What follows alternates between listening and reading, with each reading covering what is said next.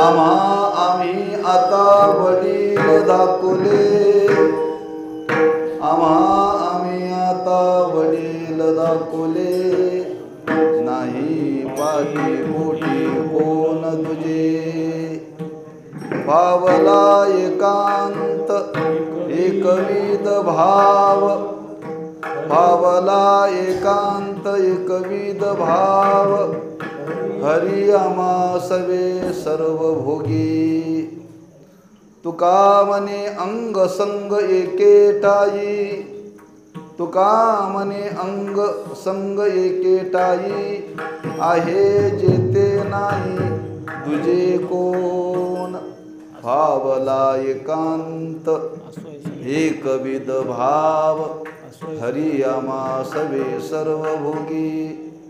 पांडुरंगा करू प्रथम नमन, दुसरे चरण संतांचिया.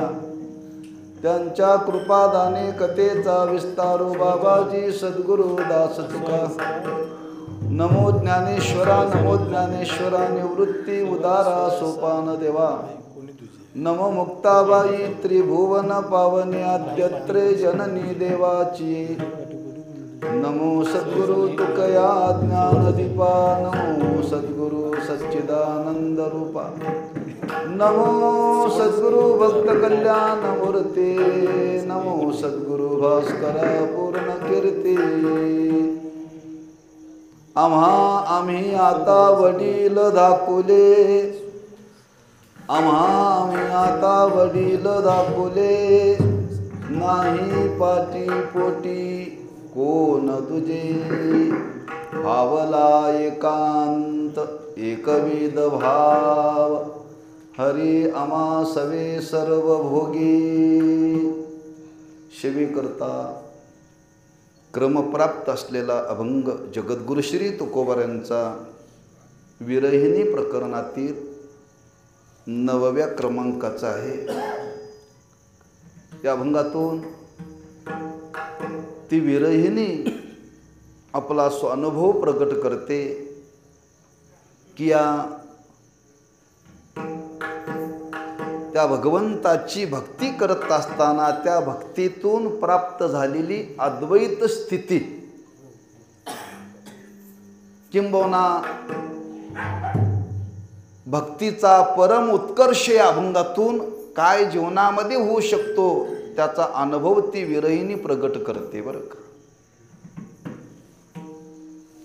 जगद्गुरु श्री तुकोबारांच्या वैकुंठ गमनाला 375 वर्ष पूर्ण होऊन गेली. ते औचित्य साधून बेळगाव परिसर आणि चंदगड या वारकऱ्यांच्या वतीने केलेला हा संकल्प की काहीतरी तुकोबारांच्या वाङ्मयाचं चिंतन घडावं.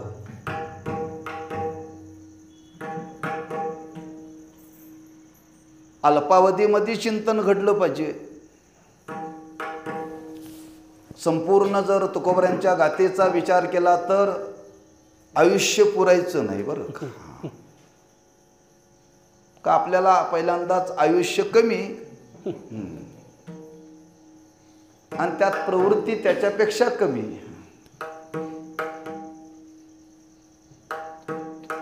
पण काहीतरी चिंतन आपल्या जीवनामध्ये घडावं म्हणून विरहिणी प्रकरण आपण सेवेकरता चिंतनाकरता निवडलेलं आहे.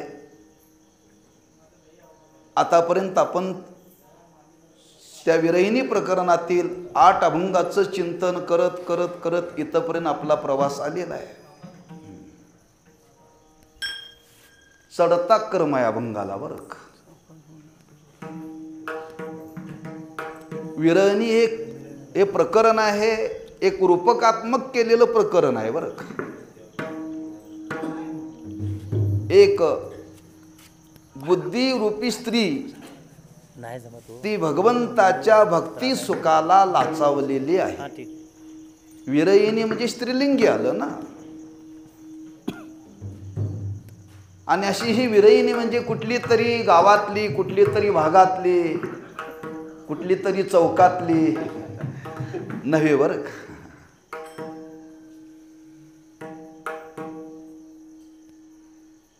देहरूपी या देहालाच काय म्हटलेलं आहे?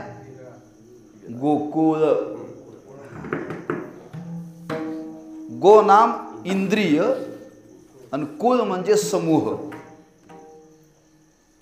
जिथं इंद्रियांचा समूह नांदतो त्याला म्हणतात गोकुळ. या देहालाच गोकुळ म्हटलेलं आहे. आणि या देहामध्ये राहणारी हीच कोणी एक बुद्धी रूपी स्त्री ही विरहिणी आहे बरं का. आणि त्या भगवंताच्या सगुण साकार रूपाला पाहिल्यानंतर तिच्या अंतःकरणामध्ये अशी इच्छा निर्माण झाली की आपण ज्या संसार रूपी पतीचा स्वीकार केला त्याचा आता त्याग करावा आणि परमात्म रूपी पतीचा अंगीकार करावा.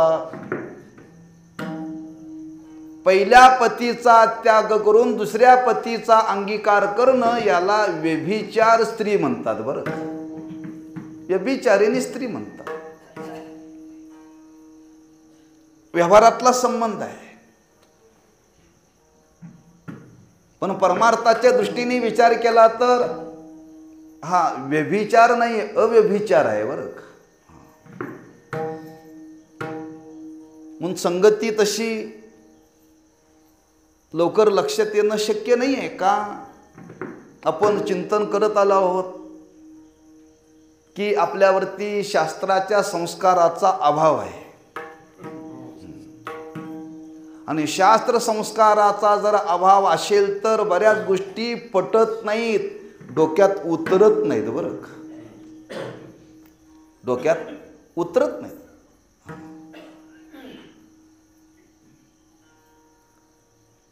शास्त्र संस्काराला फार महत्व आहे. दुसरं वर्णन केलं हे कळण्याकरता कमीत कमी मागची काहीतरी पुण्याई पाहिजे.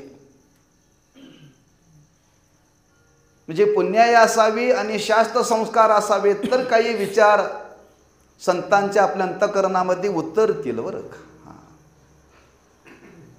पण माणसाचा स्वभाव आहे आपल्यातलं उन्ह माणसं दुसऱ्यावरती लादतात बरं का. अधिकाराचं उन्ह जर आपलं असेल तर आपल्याला काही गोष्टी कळत नाहीत. पण त्यावेळी माणसं साधनावरती आरोप करतात. साधनावरती आरोप करतात. कोल्ह्याला द्राक्षे खायची होती पण त्या द्राक्षाच्या झाडापर्यंत उंची जात नव्हती, उडी जात नव्हती कोल्ह्याची वर. आता द्राक्षे तर खायचे आहेत पण उडी मारण्याचा प्रयत्न केला, ते द्राक्षे काय खाता आले नाहीत. त्यांनी सांगितलं, विचारलं का द्राक्षे? म्हणजे द्राक्षे आंबट आहेत म्हणून मी खाल्ले नाहीत म्हणतात. न खाताच बोलला बरं. असं कोल्ह्याच्या बाबतीत वर्णन केले. असे कोल्हे बरेच समाजात आहेत बरं का.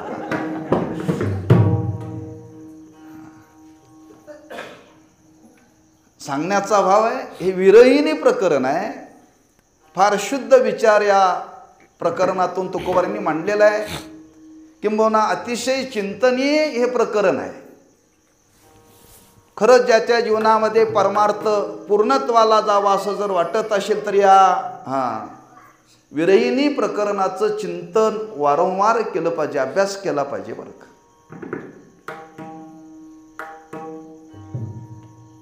आणि सजासजी कळण्यासारखं नाही आहे म्हणून तुकोबारांना बोलावं लागलं. तुका म्हणे येते पाहिजे जातीचे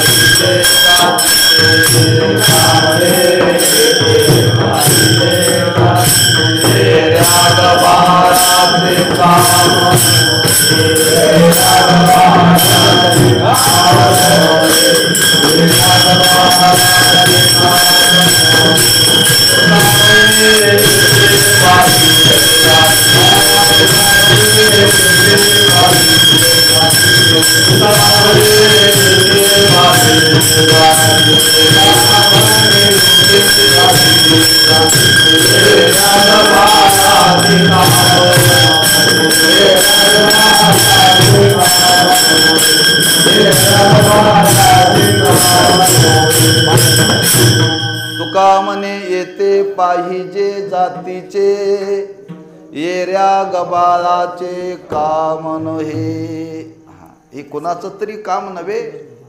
म्हणून मी नेहमी सांगतो, बऱ्याच लोकांची धारणा आहे, ज्यांना काही जमलं नाही म्हणून ती माणसं परमार्थ करायला लागली, असा परमार्थ करणाऱ्यावरती न करणाऱ्यांचा आरोप आहे बरं का.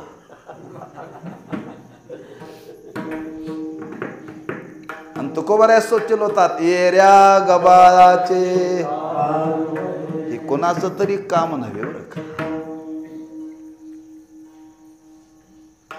पुष्कळ त्या संबंधाने वर्णन केलेलं आहे. तेव्हा ही विरहिणी प्रकरण आहे, अतिशय मार्मिक आहे. आणि ती विरहिणी त्या भगवंताच्या भक्ती सुखाला लाचावलेली आहे. इतकी लाचावलेली आहे, त्याच्या मागं तिने आपला अनुभव प्रगट केलेला आहे जागोजागीवर.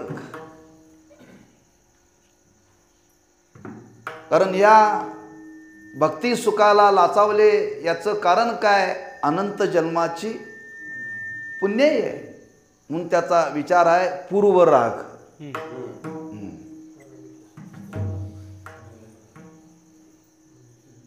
पूर्वराग या शब्दाचा अर्थ काय? भगवंताच्या भेटीची, भगवंताच्या भक्तीची अंतःकरणामध्ये जिज्ञासा निर्माण होणं. जिज्ञासा निर्माण होणं बरं का. एवढी जिज्ञासा निर्माण झाली पाहिजे, एवढी जिज्ञासा निर्माण झाली पाहिजे. कै ऐशी दशा येईल माझे अंता,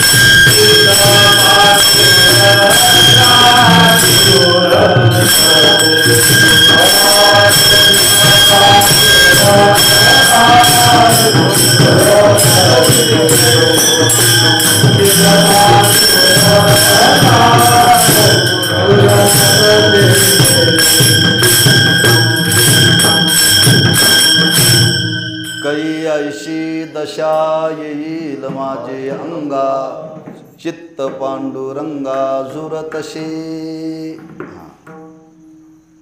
सगुण भेटीचा विचार असेल वा निर्गुण भेटीचा विचार असेल, पण जिज्ञासा ही लागतेच बरं. जिज्ञासा ही लागते. जिज्ञासाशिवाय परमार्थ पूर्णत्वाला जाऊ शकत नाही, लक्षात ठेवा. आणि जिज्ञासा म्हटलं की तिथं सर्व लक्षणं आली. विवेकाला, वैराग्य आलं, शम दम समाधी षटक आणि ती सगळी लक्षणं तिथे येतात.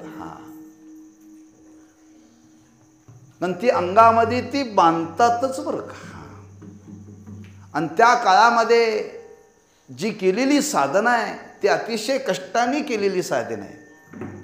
आणि अशी ते कष्टाने केलेली साधना, त्या साधनेतून भगवंताचा संयोग झालेला आहे.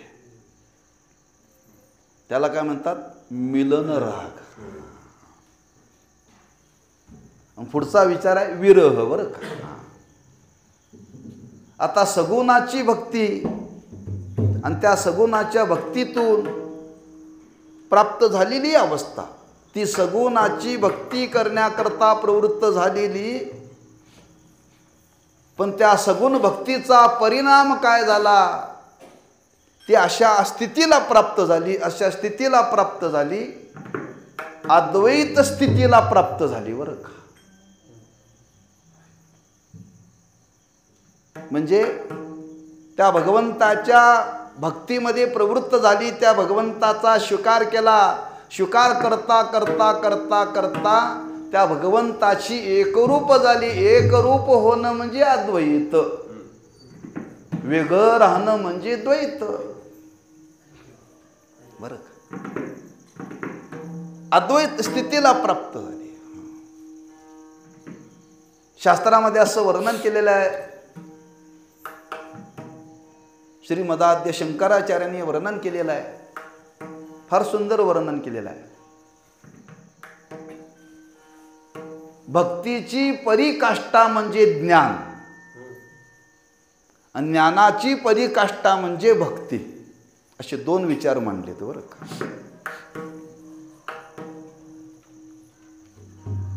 आजच्या अभंगाचा विचार केला तर भक्तीची परीकाष्ठा म्हणजे ज्ञान आहे बरं का. केवळ ज्ञानाची अवस्था आजच्या अभंगातून सांगितलेली आहे.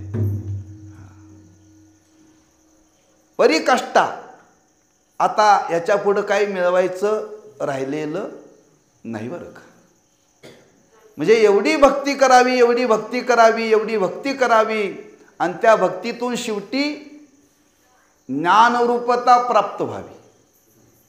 ज्ञानरूपता प्राप्त व्हावी आणि ती ज्ञानरूपता प्राप्त झाल्यानंतर त्या ज्ञानाची परीकाष्ठा पुन्हा ज्ञानोत्तर भक्तीमध्ये प्रवृत्त व्हावं, त्याला म्हणतात ज्ञानाची परीकाष्ठा. म्हणजे सगुण भक्तीतून ज्ञानाकडे जायचं आणि ज्ञानातून पुन्हा भक्तीमध्ये यायचं, असं आचार्यांनी वर्णन केले बरं का. हा खरा परमार्थ आहे. हा खरा परमार्थ आहे. ज्यांच्या जीवनामध्ये सगुण भक्तीचा साक्षात्कार झालेला आहे आणि निर्गुणाचा साक्षात्कार झालेला नाही, समजावं परमार्थ अपूर्ण आहे. परमार्थ अपूर्ण आहे. सगुण भक्तीतून तो निर्गुण भक्तीपर्यंत गेलाच पाहिजे. निर्गुणी भजता सगुणी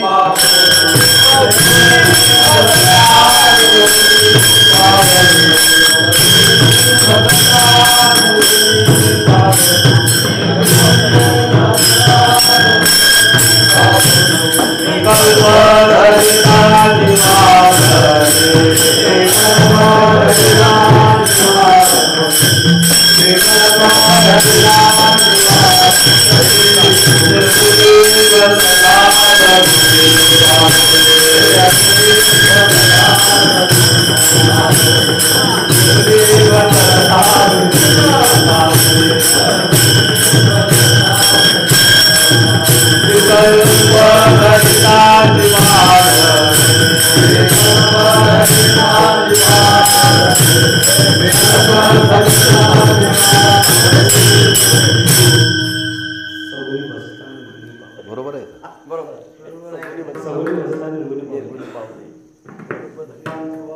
असंच आहे ना. निर्गुणी पावले सगुणी भजत, असं नाही ना.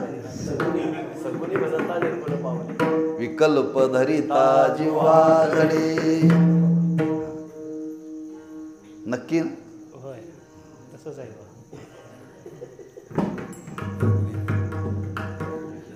सगुणातून निर्गुणाकडे गेलं पाहिजे बरं का. असंच प्रमाण संत गोरोबा काकांच्या मुखातले एक आहे बरं का. निर्गुणी पावले असंच आहे, गोरोबा काकांचं प्रमाण आहे.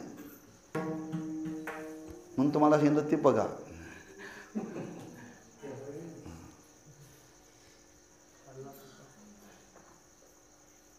तात्पर्य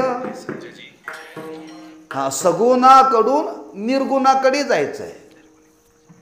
आणि हे जर जीवनामध्ये नाही घडलं तर परमार्थ अपूर्ण आहे. याच्याकरता आपल्या वारकरी संप्रदायातला फार मोठा इतिहास आहे. संत शिरोमणी नामदेव महाराजांच्या जीवनातला प्रसंग आहे.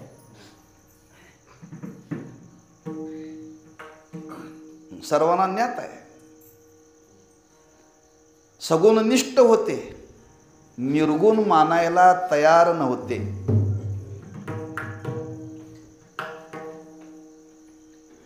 त्याकरता देवाला काही योजना करावी लागली. पूर्ण चरित्र पहा, ज्ञात आहे आपल्याला. काय काय करावं लागलं की नामदेवरांची ही सगुण भक्ती होती, उच्च कुचीची होती, पण निर्गुण मानायला तयार नव्हते. ज्ञानोबाराय पंढरीश परमात्म्याला भेटण्याकरता आले. सांगितलं मला नामदेवरायांच्या बरोबर यात्रा करायची आहे. नामदेवराय म्हटले मी पंढरपूर सोडून जाणार नाही. का? पंढरपुराच्या बाहेर देवच नाही. पंढरपूरच्या बाहेर देवच नाही, लक्षात ठेवा. म्हणून देवाने योजना केली. पहिली योजना केली, गोरोबा काकांच्या कडून त्यांना कच्च ठरवावं लागलं. कच्च ठरवावं लागलं. ही योजना आहे, देवाने केलेली योजना आहे बरं का. आणि कच्च ठरवल्यानंतर एक प्रसंग आहे. आणि दुसरा प्रसंग आहे की व्यापकत्व लक्षात येण्याकरता नामदेवरायांना पाठवावं लागलं. कुठं? नाही, दुसरा प्रसंग आहे अरणला. अरणला कोण राहतात? सावता महाराज. आणि सावता महाराजांच्या हृदयामध्ये जाऊन देव बसले. सांगितलं माझ्या पाठी चोर लागले. दोन प्रसंग आहेत बरं का. भगवंताचं व्यापकत्व लक्षात येण्याकरता देवाने केलेली योजना आहे. फक्त पंढरपुरामध्ये आहे. जो पंढरपुरामध्ये आहे तोच प्रत्येकाच्या हृदयामध्ये आहे हे दाखवण्याकरता सावता महाराजांचं चरित्र आहे बरं का. हे नामदेवरायाकरता देवाने केलेलं आहे. कारण देवाच्या लक्षात होतं नामदेवरायांना निर्गुणाचा बोध झालेला नाही. आणि तो निर्गुणाचा बोध होण्याकरता देवाला हे करावं लागलं. लक्षात ठेवा. याचा मागचा हेतू जाणून घ्या. चरित्र मी आपल्यासमोर सांगणार नाही. आपल्याला चरित्र ज्ञात आहे, पण त्या चरित्राच्या मागचा नेमका काय भाव आहे हा मात्र लक्ष्य नाही बरं का. की सगुण जरी भक्ती केली तरी सगुण भक्तीतून शेवटी निर्गुणापर्यंत गेलंच पाहिजे. निर्गुणापर्यंत गेलंच पाहिजे. सगुण भक्तीतून निर्गुणापर्यंत जर तुम्ही नाही गेला तर परमार्थ पूर्ण नाही आहे. आणि हे कळण्याकरता नामदेवरायांना शेवटी निर्गुणाचा बोध द्यावा लागला बरं का. निर्गुणाचा बोध द्यावा लागला. त्याच भावनेतून त्याच उद्देशाने ती विरहिणी बोलते मी सगुणाची भक्ती करण्याकरता प्रवृत्त झाले. आणि सगुणाची भक्ती करता करता करता त्या सगुण भक्तीचा परिणाम माझ्या जीवनामध्ये घडलं काय. अशी स्थिती माझ्या जीवनामध्ये प्राप्त झाली. अशी स्थिती जीवनामध्ये प्राप्त झाली. ती विरहिणी सांगते मी त्या भगवंताला जाणण्याकरता गेले. त्या पतीचा स्वीकार करण्याकरता गेले. पण स्वीकार करण्याकरता गेल्यानंतर परिणाम काय झाला. तुका मने वेगळा नोय मने वेगळा नोहे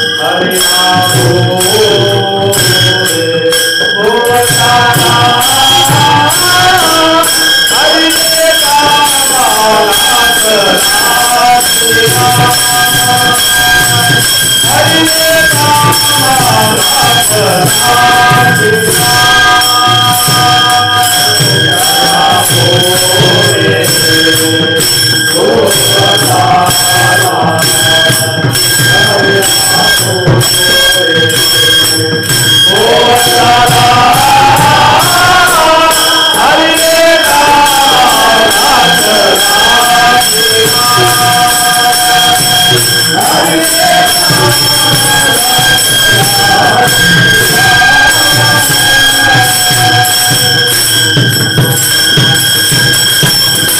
तुका मने वेगळा नहे हरी हा भोवे भोवताला जो भगवंताच्या भेटी करता भगवंताच्या दर्शनाकरता प्रवृत्त झालेला आहे तो ज्यावेळी भगवंताचं दर्शन होतं त्यावेळी तो वेगळा असतो का त्याच्याशी एकरूप होतो?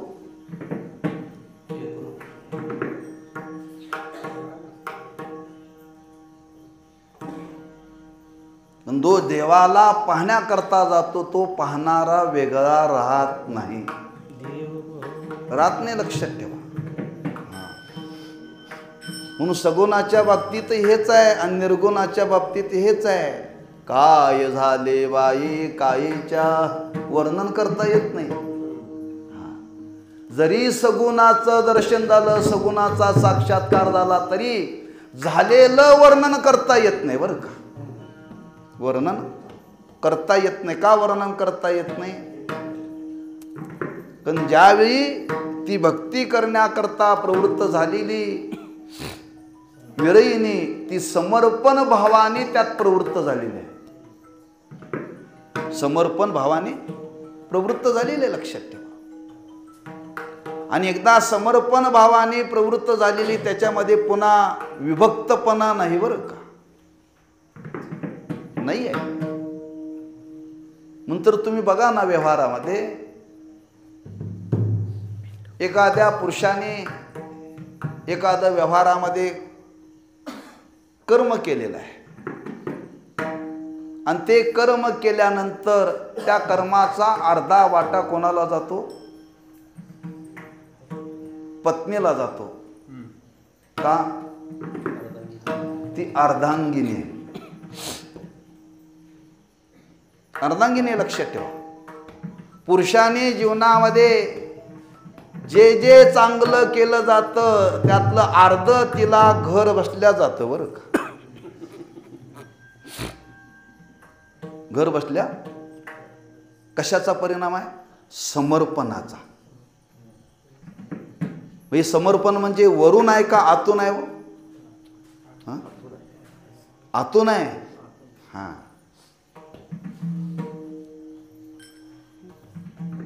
आतून समर्पण आहे लक्षात ठेवा. किती समर्पण आहे?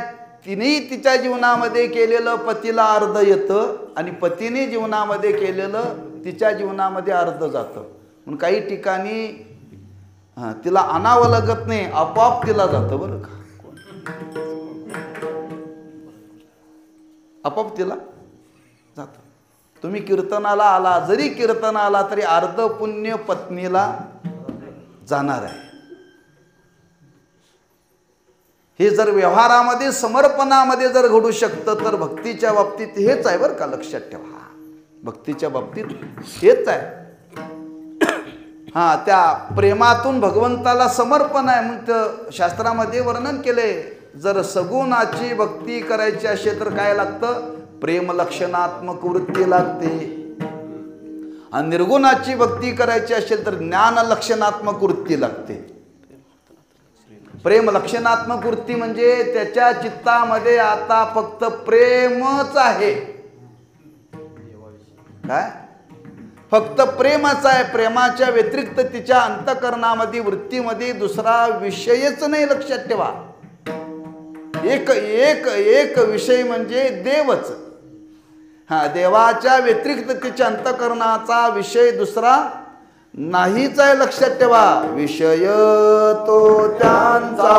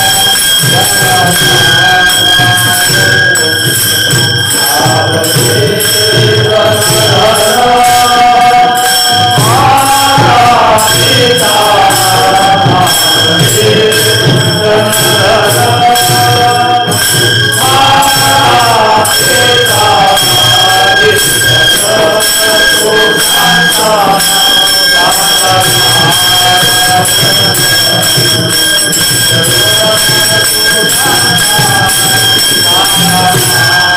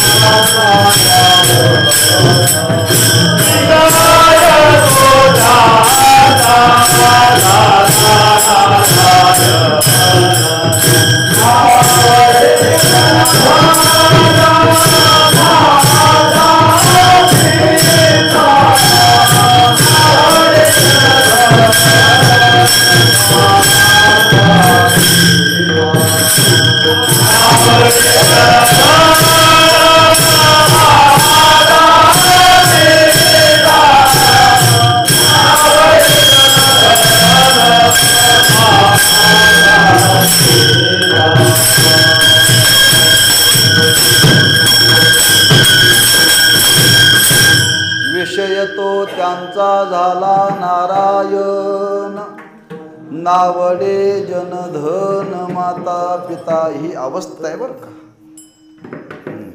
आपण त्या भक्ताचं वर्णन करतोय हे इतकं सोपं नाही आहे. आपल्याला प्रेम म्हणजे काही माहिती नाही आहे, तरी आम्ही ठोकून कीर्तनात बोलतो हे. पण त्यांची ही अवस्था आहे. आणि ती अवस्था, त्या अवस्थेचा परिणाम इतकं अत्युच्च कोटीचं प्रेम जर देवाविषयी अंतःकरणामध्ये जर निर्माण झालं, तर त्या प्रेमाचा परिणाम त्याला अद्वैत स्थितीला प्राप्त व्हायला वेळ लागत नाही बरं का. केवळ ज्ञानाच्या बाबतीत वर्णन केलंय. त्यांनी या पद्धतीने साधना केली पाहिजे. या पद्धतीने साधना करत करत करत केलं पाहिजे. विवेक संपादन केला पाहिजे, वैराग्य संपादन केलं पाहिजे.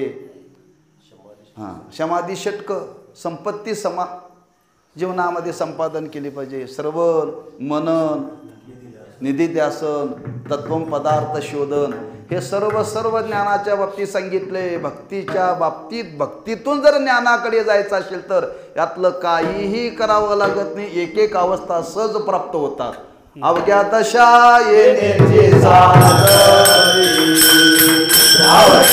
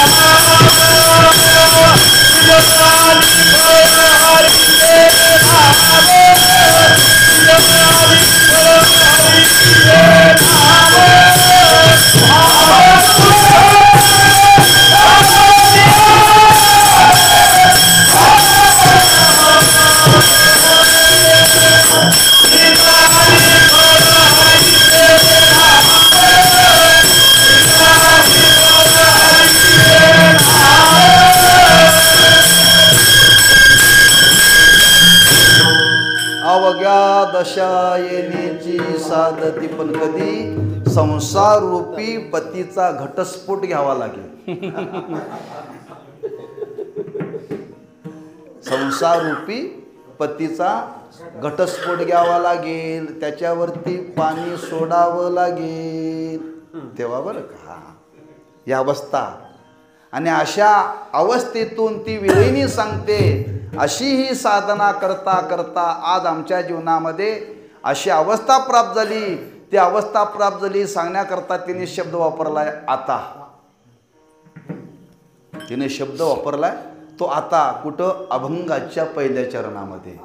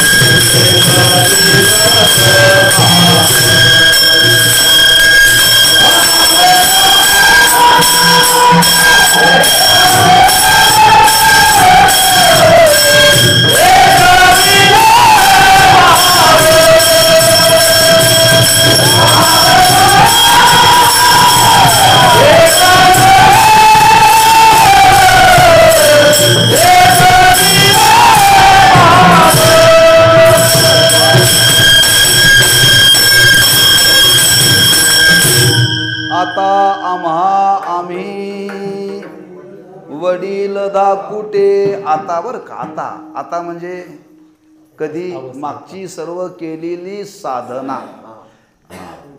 मग आपण चिंतन करून आलो, क्षणभरी आम्ही सुशिले साधिले.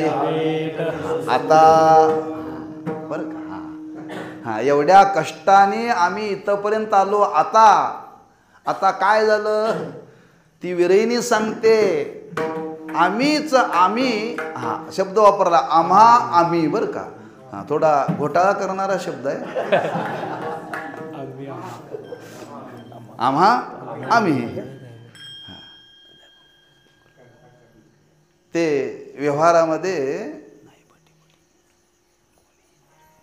खेळ खेळला जातो आणि तो खेळ खेळत असताना भातुकलीचा खेळ खेळला जातो. भातुकलीचा खेळ केला जातो. दुकानदारी आपणच आणि गिरायकही आपणच. बरं का, दुकानदारी आपणच आणि गिरायकही आपणच, लक्षात ठेवा. किंवा दुसऱ्या भाषेमध्ये जर बोलायचं ठरलं तर माणसाला स्वप्न पडतं, माणसाला स्वप्न पडतं. मग स्वप्नामध्ये काय घडतं, काय काय घडतं?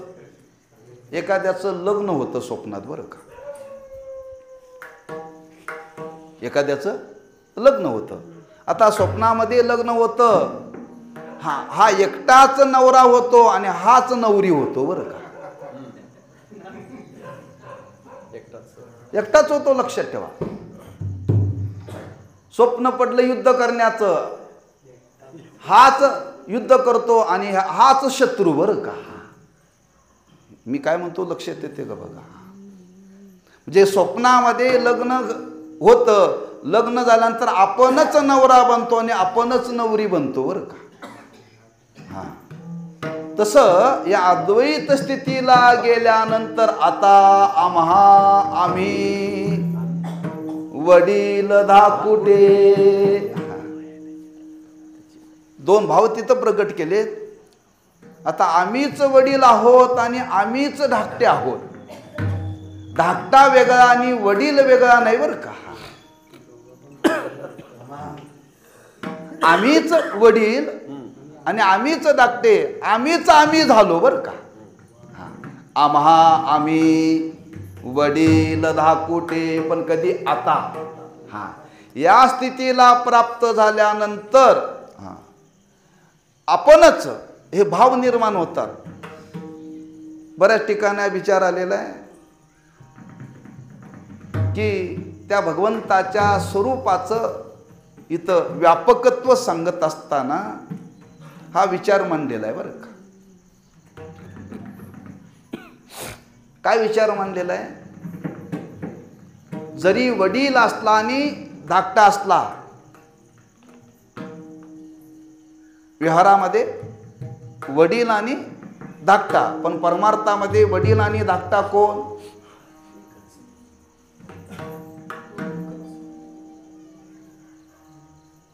वडील आणि धाकटा कोण? ज्याला बोध प्राप्त झाला तो वडील आणि ज्याला बोध प्राप्त झाला नाही तो लहान बरोबर. बोध भगवंतांनी वर्णन केले. भगवंत सांगतात पंडित आहे आणि श्वान आहे, कुत्रा आहे, दोन जाती भिन्न आहेत बरं का. दोन जाती भिन्न आहेत. त्या कुत्र्याच्या अंतःकरणामध्येही परमात्म तत्व आहे आणि पंडिताच्या अंतःकरणामध्ये परमात्म तत्व आहे. सो काय श्लोक कुठला तो? सोपाकेच पंडितः समदर्शिनः. सो म्हणजे कुत्र, श्वान, श्वान असं वर्णन केले आणि पंडित असं वर्णन केले. किंवा दुसरं वर्णन केलं जातं मुंगीचं शरीर आणि हत्तीचं शरीर. मुंगीचं शरीर आणि हत्तीचं शरीर. हत्ती शरीराने मोठा आहे, मुंगी शरीराने लहान आहे, पण मुंगीच्याही ठिकाणी तेच तत्व आहे आणि हत्तीच्या ठिकाणी तेच तत्व आहे बरं का. तेच तत्व आहे. तुम्ही हत्तीकडे पाहिलं काय आणि मुंगीकडे पाहिलं तर काय, हे दोन्हीही भाव तिथं राहत नाहीत. तिथं वडीलही भाव राहत नाही आणि धाकटाही भाव राहत नाही. दोन्ही भाव राहत नाही, लक्षात ठेवा. का? उपाधीच्या द्वारे हे वर्णन केलं जातं, पण स्वरूपाच्या दृष्टीने विचार केला तर, स्वरूपाच्या दृष्टीने विचार केला तर एकच आहे. तसं ती विरयिनी सांगते, आता आम्ही व्यवहारामध्ये जरी वावरत असलो तरी मीच लहान आहे आणि मीच मोठे आहे बरं का. लहान आणि मोठे हा व्यवहाराच्या दृष्टीने जरी दिसत असलं तरी वेगळे पण त्याच्यामध्ये राहिलेलं नाहीये.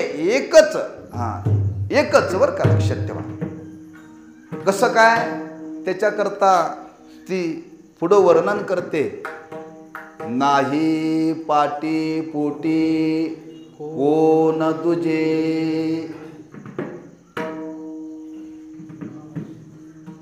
एक सिद्धांत मांडलाय. थोडासा सांगण्याचा प्रयत्न करतो, झेपेल न झेपेल बरं का. आता ह्या अवस्थेला मी प्राप्त झालेलं आहे, ह्या अवस्थेला मी प्राप्त झालेलं आहे. कोणत्या अवस्थेला प्राप्त झालेलं आहे? मला आता पाठीही कोणी नाही आणि पुढंही कोणी नाही.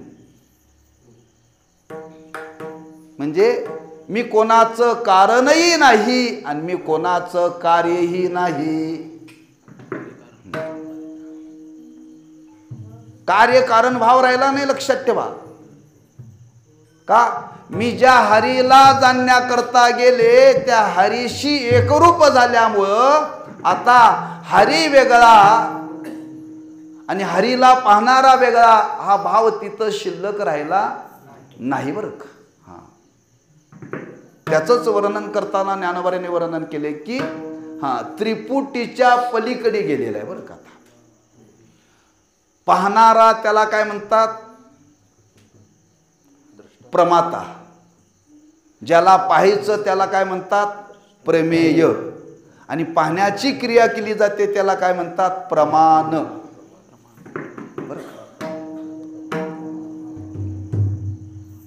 पाहणारा वेगळा, ज्याला पाहायचं तो वेगळा आणि पाहण्याची क्रिया ही आता इथं शिल्लक राहिली नाही. म्हणून मागच्या वेळी आपण थोडासा विचार करून गेलो. काय विचार करून गेलो? सुखाचे शेजारी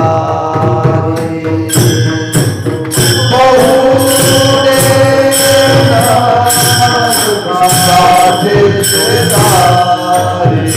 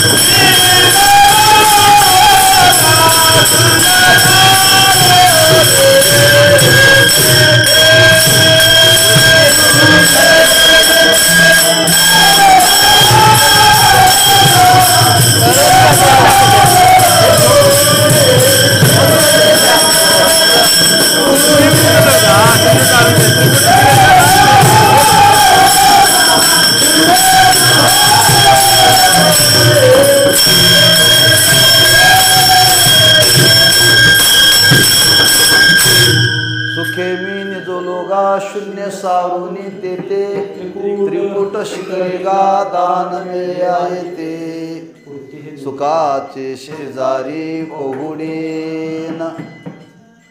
शब्द फक्त शब्द शब्द आहे, पण शब्दाप्रमाणे तिथं नाही बरं का. हा, सुखाचे शेजारी पोहुडेन. झोपणारा सुखाच्या शेजेवरती झोपलाय. सुखाच्या हा, शेज म्हणजेच सुख, झोपणारा म्हणजेच सुख आणि अनुभव घेणारा म्हणजे सुख. इथं त्रिपुटी नाही बरं का. इथं त्रिपुटी नाही आहे. जर सुखाची शेज झोपणारा आणि सुखाचा अनुभव घेणारा म्हटला की तिथं भेद आला. तिथं भेद सांगितलेला नाही. हा, शेज म्हणजेच सुख आणि झोप म्हणजेच सुख. हा, आणि झोपणारा म्हणजेच सुख. सुखाचे शेजारी याचा अर्थ काय? त्याला पाठही नाही आणि त्याला पोटही नाही बरं का. त्याला पाठही नाही आणि पोटही नाही.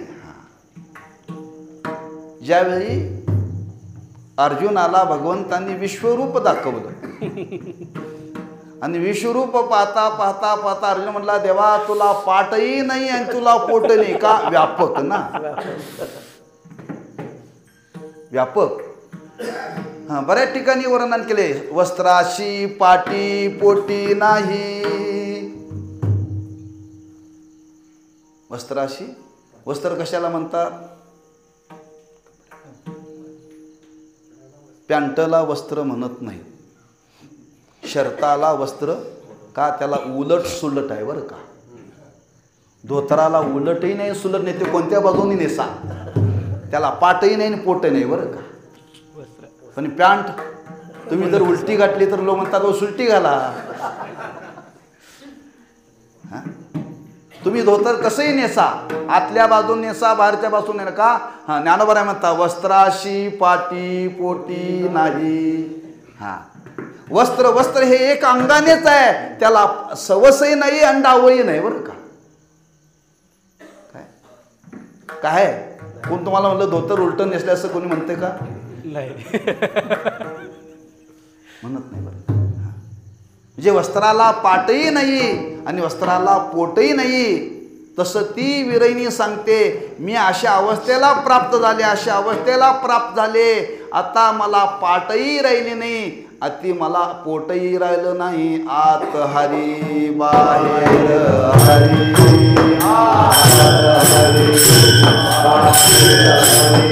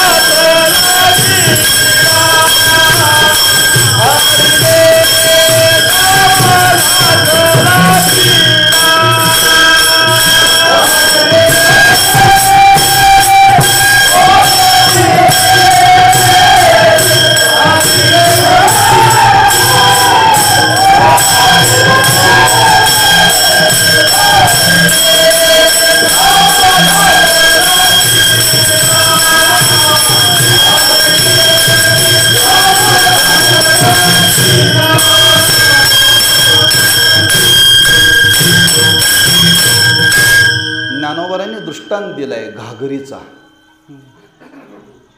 घागरीचा दृष्टांत दिला. तुम्ही घागर घेऊन नदीमध्ये गेले आणि नदीमध्ये गेल्यानंतर ती घागर पाण्यामध्ये बुडवली आणि ती पाण्यामध्ये बुडवल्यानंतर ती घागर भरली. आता घागर भरली, घागरीच्या आतही पाणीच आहे आणि घागरीच्या बाहेरही आतलं पाणी आणि बाहेरचं पाणी. त्या पाण्याला काय पाठपोट आहे? आतलं घागरीतलं पाणी वेगळं आणि बाहेरचं पाणी वेगळं. हे कुठं? घागर वर काढल्यावर. घागर वर काढल्यावर. घागर ज्यावेळी पाण्यात असते त्यावेळी त्या पाण्याला पाठपोट नाही. पाण्याला पाठपोट नाही. अग्नीला सुद्धा पाठपोट नाही. वायूला सुद्धा पाठपोट नाही. आकाशाला सुद्धा पाठपोट नाही. हे ज्याच्यापासून निर्माण झाले त्याला कसं असेल?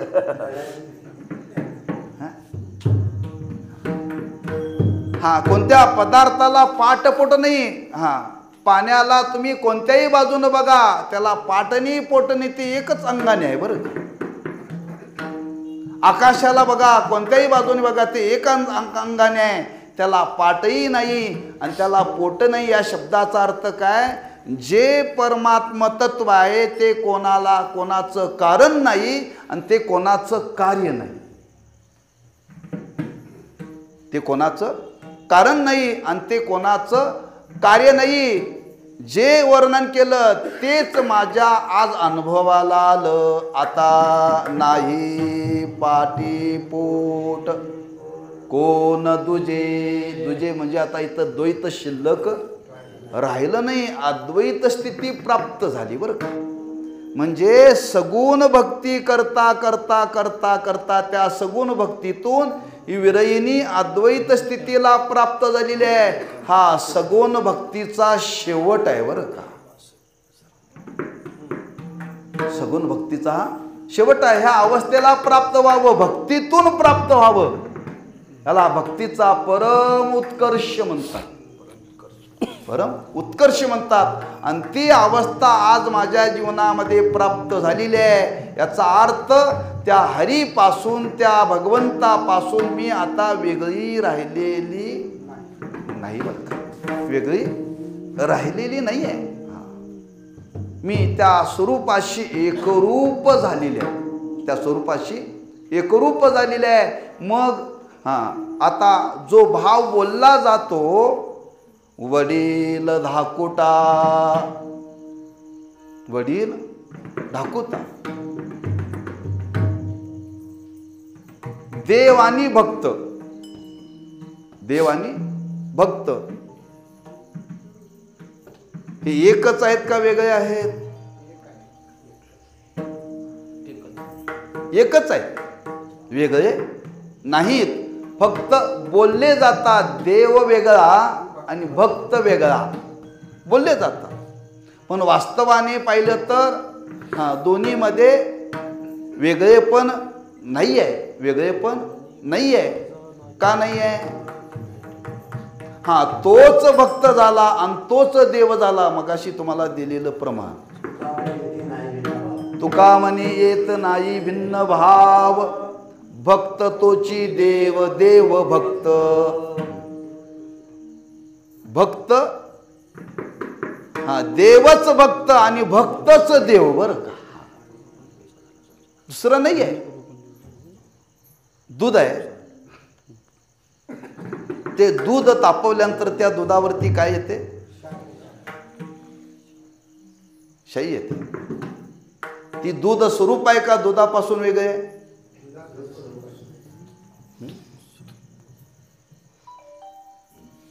दूध स्वरूप आहे का दुधापासून वेगळे आहे? स्वरूपच आहे ते. दूध स्वरूपच आहे ते. पण त्या दुधावरती ती राहते बरं का. दुधावरती राहते. लोक म्हणतात शाई बाजूला करा आणि दूध तेवढं वाढा. दुधाचीच शाई पण ती दुधावरतीच राहते, पण त्याच्यामध्ये जो भाव निर्माण होतो, मी कशा करता सांगतो, वडील धाकुटा, दूधच शाई रूपाने झालेलं आहे, पण बोलताना दुधाची शाई वेगळी आणि दूध वेगळं. बरेच लोक दूध पित नाहीत, वरती शाई खाणारे बरेच लोक आहेत. त्याला मलई म्हणतात. काय मलई म्हणतात. म्हणजे एकाच दुधातून दूध भाव वेगळा आणि दुधावरती शाई मलई वेगळी, पण पाहायला गेलं तर ती एकच आहे. एकच तो परमात्माच. तसं ती विरयिनी सांगते, आज जरी आमच्यामध्ये तुम्ही पाहण्याचा जरी वेगळेपणाने पाहण्याकरता जर प्रवृत्त झाला, मीच देव बनले आणि देवच भक्त बनले. बरं का. आता आम्ही वडील धाकुटे, आम्हीच देव रूपाने आम्हीच आहोत आणि भक्त रूपाने आम्हीच आहोत. आणि जर प्रत्यक्ष पाहायला गेलो तर प्रत्यक्ष पाहायला गेल्यानंतर त्याची प्रत्यक्ष अनुभूती अशी आहे, त्याच्यामध्ये पाठही नाही आणि त्याच्यामध्ये पोटही नाही. बरं का.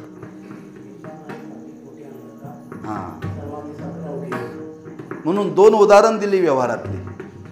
साखर आहे, गोडीचा संबंध सोडून द्या, साखरेला पाट पोट नाही. बरं का. साखरेला पाट पोट नाही आहे, पेढ्याला पाट पोट नाही. पाटीकडून खाल्ल्यानंतर गोड लागतो आणि पोटाकडून खाल्ल्यानंतर साखर कोणत्याही बाजूनं खा, गोडच आहे की नाही. याचा अर्थ काय, साखरेला पाट आणि पोट नाही आहे, पेढ्याला पाट आणि पोट नाही आहे.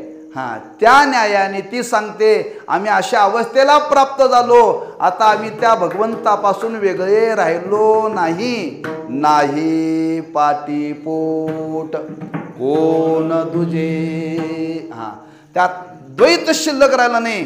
याचा अर्थ आम्ही अद्वैत स्थितीला प्राप्त झालो. बरं का. आणि अशा अद्वैत स्थितीला प्राप्त झाल्यामुळं घडलं काय, आता आमच्या वाट्याला एकांत आला.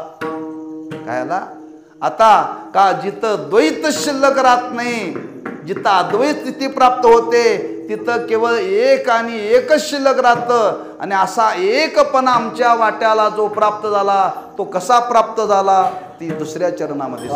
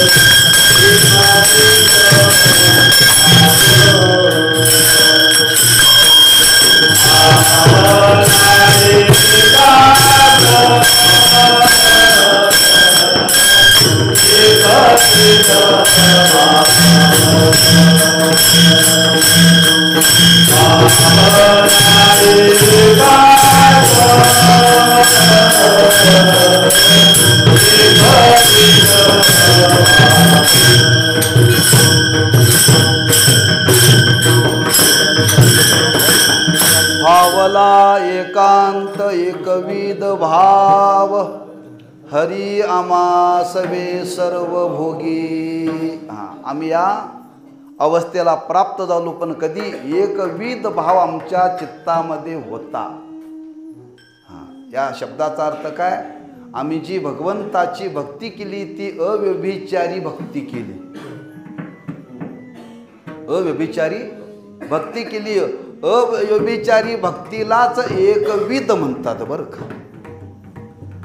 अव्यभिचारी भक्तीलाच एकविध म्हणतात. एकविध भाव होता म्हणून फावला एकांत, असा एक अर्थ. आणि आम्हाला एकांत फावला तरी आमच्या अंतःकरणाला एकविध भाव गेलेला नाही बरं का. दोन रूपाने त्याचं चिंतन आहे. आता आम्हाला फावला नाम प्राप्त झाला. काय प्राप्त झाला? एकांत. विस्तार करत नाही, फार त्याचा विचार आहे.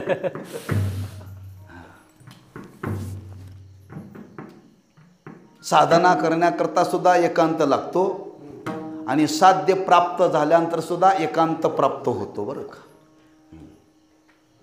तुम्हाला साधनेच्या संबंधाने विचार मांडलेला आहे. काल सारावा चिंतने एकांत वाशी गंगा स्नानी. इथं एकांत शब्दाचा अर्थ ह्या एकांताशी काही संबंध नाही बरं का. साधनेच्या संबंधाने एकांत सांगितलेला आहे.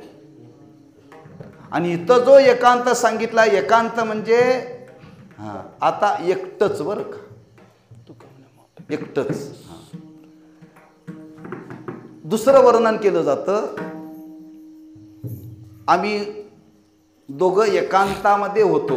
पुसता सांगेन इत गुजमात बैसोनी एकांत सुख गोष्टी. तिथं हरी देवा दावी रूप मज गोपिका रमना ठेवू दे. आता देवा तू आणि मी, आम्ही दोघंच तिथं, तिसरा कोणी नाही. त्यालाही एकांत म्हणतात बरं का. त्यालाही एकांत म्हणतात. आणि तिसरा एकांत आहे जिथं सर्वांचा अंत एकामध्ये होतो, त्याला म्हणतात एकांत. आणि त्या स्थितीमध्ये आज आम्ही आहोत. तुका म्हणे आम्हा एकांताचा वास.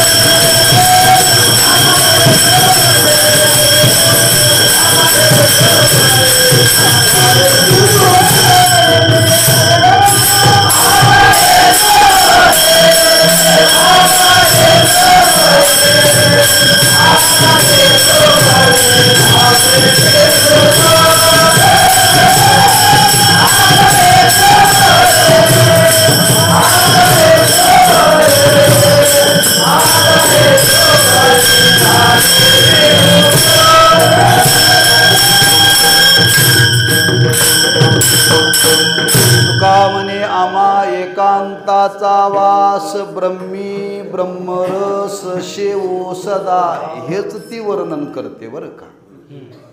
भावला एकांत पण कधी एकविध भाव, एकविध भावाने अव्यभिचारी आम्ही जीवनामध्ये भक्ती केली म्हणून त्या भक्तीने आम्हाला हा एकांत प्राप्त झाला.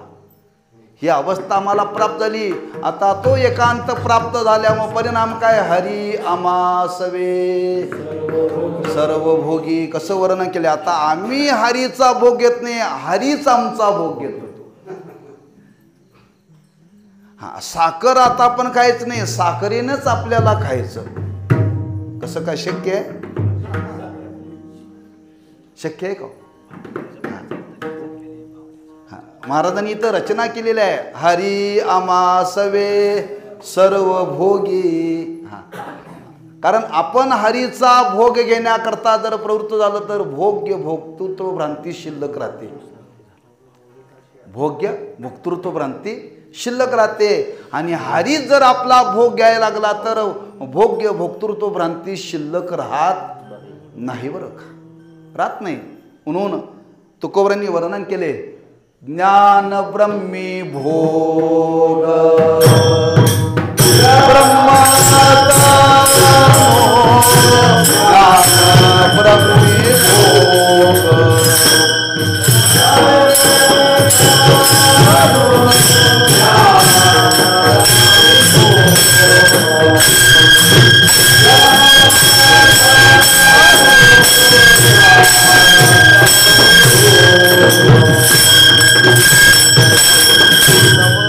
तिथं ज्ञानाचं स्वरूप सांगताना तुकोबाराने वर्णन केले, ज्ञान ब्रह्मी भोग ब्रह्मतनु पण कधी देहाच्या निरसे पाविजे आठाया माझी ऐशी काया जवळवे. देह तादात्म्य सोडावं लागेल, देह तादात्म्य सोडावं लागेल. ती विरीने म्हणते, मी आता वेगळी राहिली नाही बरं का. आता तो आम्हा सवे हरीच आमचा सर्व अंगाने भोग घेतो. म्हणजे एक आनंदाचीच अवस्था बरं का. आनंदाच्या व्यतिरिक्त तिथं काय आता राहिलेलं नाही. ही अवस्था आज आमच्या जीवनामध्ये प्राप्त झाली म्हणून आता, आणि ह्या अवस्थेला प्राप्त झाल्यामुळे ती पुढं वर्णन करते. तुका म्हणे अंग संग एके ठाई आहे ते कोण तुझे का, तुझा कोण, तुझा कोण फावला एकांत एकविध भाव हरी आमासवे सर्व भोगी. विठोबा रघुमाई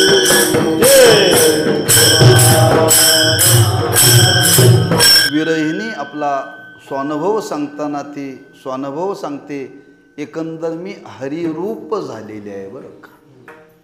हरिरूप झालेले. हरी कसा आहे, हरिया व्यापक सर्वगत. हरी व्यापक आहे. हरीला जर पाठपोट नाही तर हरिरूप होणाऱ्याला पाठपोटीचा संबंधच येत नाही बरं का. अशा ह्या हरीशा स्वरूपाशी एकरूप मी झालेले आहे. आणि एकरूप झाल्यामुळं त्याचा अंगसंग मला प्राप्त झाला.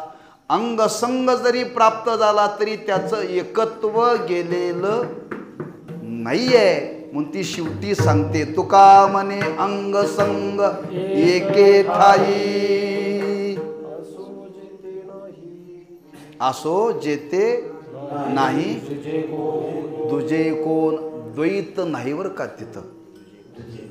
दुजे म्हणजे द्वैत. द्वैता वाचून हा व्यवहार आहे. कसा आहे? जावे त्याच्या वंशात तेव्हा कळे. एकाने विचारलं, मासा पाण्यात झोपतो कसा? मासा पाण्यात झोपतो कसा? मासा झोपतो की नाही? झोपतो. कसा झोपतो बघता येईल आपल्याला? नाही, कळणारच नाही आपल्याला. तसा हा अनुभव आहे, हा बोलण्याचा विषय नाही आहे. आता ते एकच आहे. मग एकच असताना इथं शब्द वापरला अंग संग. अंग आणि संग, आणि संग आणि अंग हे दोन आहेत का एकच आहेत? एकच आहेत. कशावरून? उजवे वाम भाग तुका म्हणे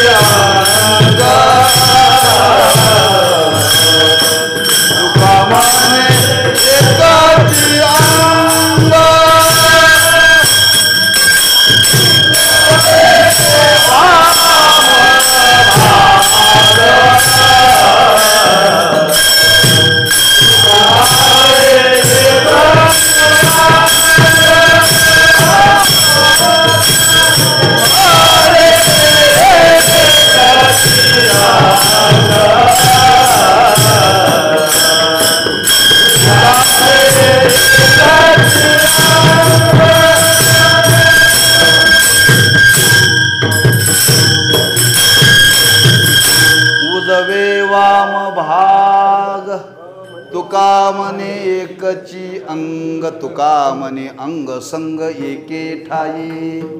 दुसरं उदाहरण दिले तुकोबरायांनी. माया तिची ब्रह्म, ब्रह्म तिची माया, अंगानी छाया जया. माया आणि ब्रह्म हे दोन नाहीत, एकच आहे. कसं आहे? तुकोबाराय म्हणतात, तुम्ही सूर्य उगवल्यानंतर त्या सूर्याच्या किरणामध्ये उभं राहा, आणि उभं राहिल्यानंतर आपली छाया म्हणजे सावली आपल्या बाजूला पडते. छाया वेगळी आणि उभा राहिलेला वेगळा, नाही काय?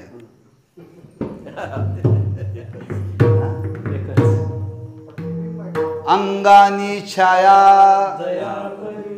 इथं या शरीराची पडलेली सावली त्याला म्हणतात छाया. छाया नावाची बाई नव्हे बरं का. या शरीराची सूर्याच्या प्रकाशाने पडलेली छाया, त्या शरीरापासून ती वेगळी नाही, ती त्याच्याशी एकरूपच आहे. ती त्याच्याशी एकरूपच आहे. एकत्व सांगायचं आहे. माया वेगळी आणि ब्रह्म वेगळं सांगायचं नाही. जग वेगळं आणि देव वेगळं सांगायचं नाही. भक्त वेगळा आणि देव वेगळं सांगायचं नाही. एकच सांगायचं आहे, आणि ते एकच ठाई आहे. फक्त बोलताना व्यवहार मात्र केला जातो. अंग, ते अंग आणि त्याचा संग हा वेगळा नसून एकच आहे. तुका म्हणे अंग संग एके ठाई आहे. काय शब्द वापरला पुढे? असो जेते नाही तुझे काही, तुझे कोणी. जर पाहायला गेलं तर अंग आणि संग, अंग आणि छाया जशी वेगळी नाही, तसं हरिरूप झालेला, त्या हरीपासून तो वेगळा राहिलेला नाही आहे. तिथं जरी तो आनंदाचा महिमेमध्ये राहत असेल. तिसरं उदाहरण दिले तुकोबारायांनी. आनंदाची अंग, आनंदाचे आनंदाचे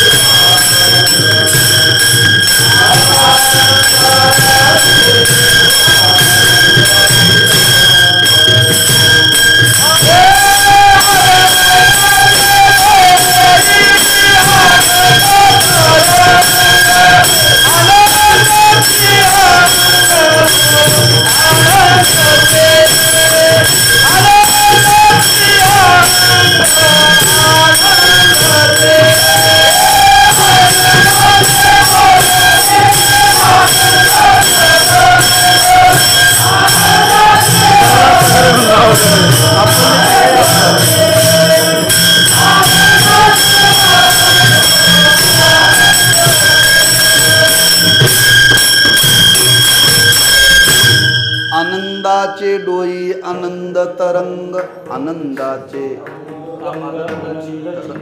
आनंदाचे अंग आनंदचे. जरी तरंग दिसत असले तरी त्या पाण्यापासून वेगळे नसतात.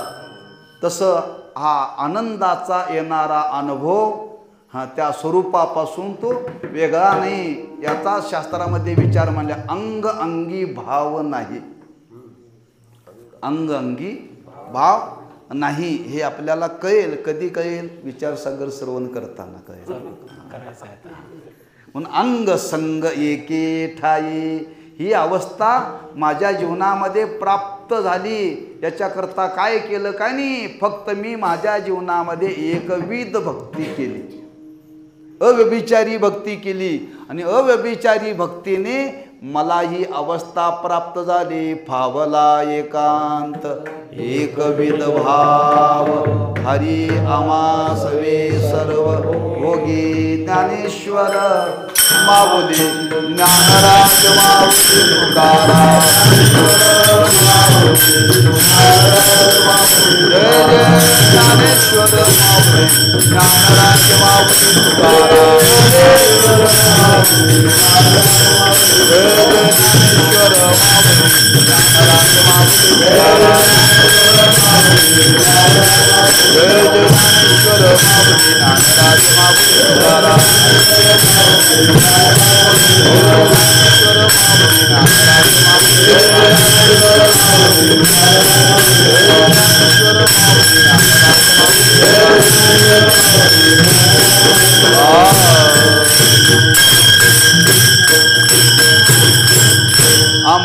आम्ही वडील दाकुटे नाही पाठी पोट, कोण तुझे फावला एकांत एकविध भाव, हरी आमासवे सर्व भोगी. तुका म्हणे अंग संग एके ठाई, असो जेते नाही तुझे कोणी. फावला एकांत एकविध भाव, हरी आमासवे सर्व भोगी.